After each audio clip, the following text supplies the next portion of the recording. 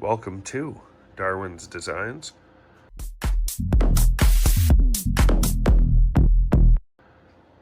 So this is part 2 of the home-built 6x4 side-by-side. As you can see, things don't quite look the way they did at the end of part 1. I kind of realized that the belt and that went across here was going to end up running into this transmission, so I had to move the engine that way, which is why it's rotated a different direction and that way. Now if I put a little idler pulley in here, I can get it to go around this just enough to clear it. So anyway, let me get you up to speed here.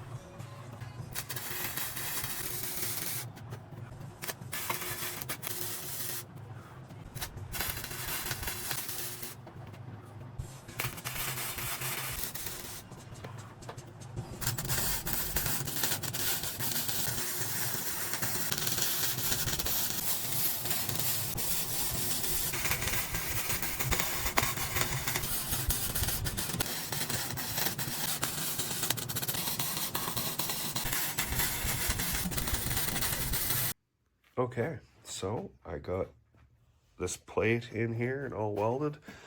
Actually, when I was cutting out this piece, like, all I did was like put my plasma cutter against the edge of the lip and just ran it down on both sides, and it just slid right in there. Just perfect. I can't, sometimes I just can't believe how stuff works out. But anyway, I got that all welded on each end, right from the cross member to the end, on both ends, on both sides. And then, yeah, there, and there on both sides. I'm not going to show doing this other one because it's the same thing. You get the point. I think this is about where the bearing's going to come through for the walking back axle, or whatever you want to call it, swivel axle in the rear end. This is going to be heavily boxed up because of all that sideways pressure that is going to be on it when you're turning because of everything. I do have a bit of an idea with the tires. The front ones are actually going to be backwards, and then the back ones will be the right direction. I think it'll allow that one to slide a little bit when you're turning. I think that'll really help tearing up the grass and stuff, but it'll also help with traction. I want to try and get this thing banged out for hopefully like fully operational before New Year's next year. So I really got to push. I have most of my parts. I still need some electrical parts. I need a shaft and some chain and sprockets and belts and pulleys and all that fun stuff. Probably a bunch of wire. I still need some brake parts because I need brakes. Yeah, it's going to be a fun build. It's going to be a big build. I'm excited to see what it ends up turning into. So far, I'm about $1,300 in. And there's a little bit more, but to buy a side-by-side these days, you're looking at like $15,000 to $25,000. So a couple grand isn't bad, and I'll know exactly how to fix it.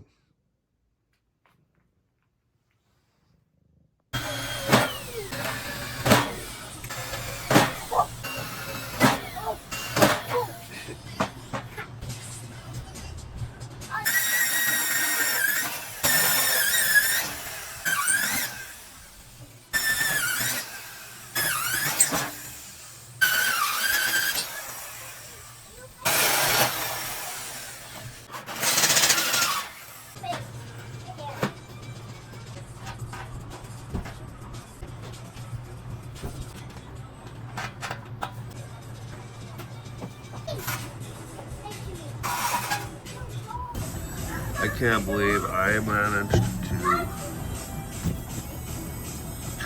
drill that hole in the perfect spot for that to go through there.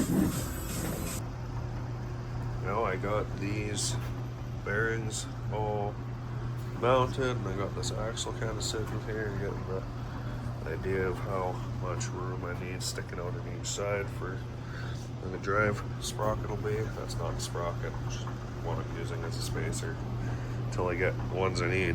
Ended up being quite a bit wider than I thought it was going to be, so perfect. Because I needed more room for this lawnmower transaxle.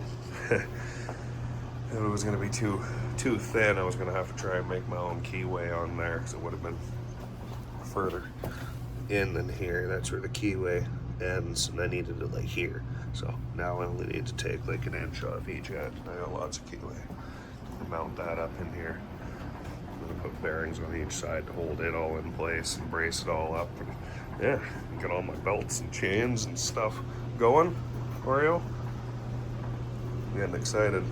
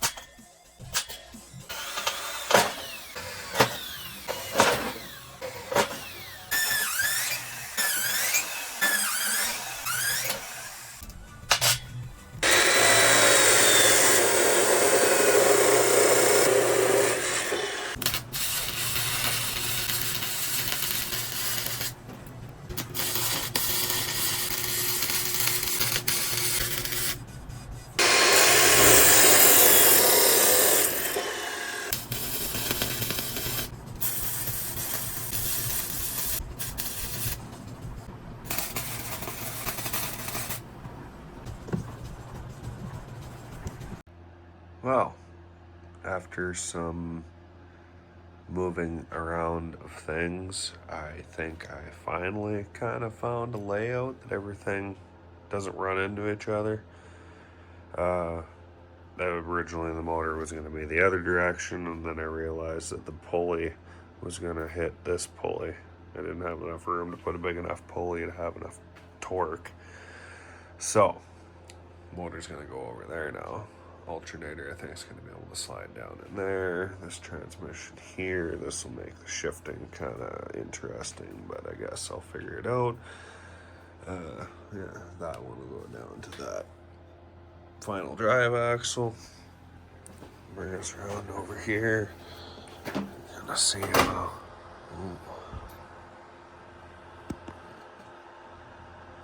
It's gonna kind of line up here ish. The motor needs to go up a little bit to line up with that pulley way up at the front there. But other than that, I think we're good. We'll be clear there, and we'll be clear to go over to the alternator over on the other side. It leaves me a big open spot here to put in. I'm not quite sure what, but something that's okay to get warm or something. Anyway, I'll figure it out.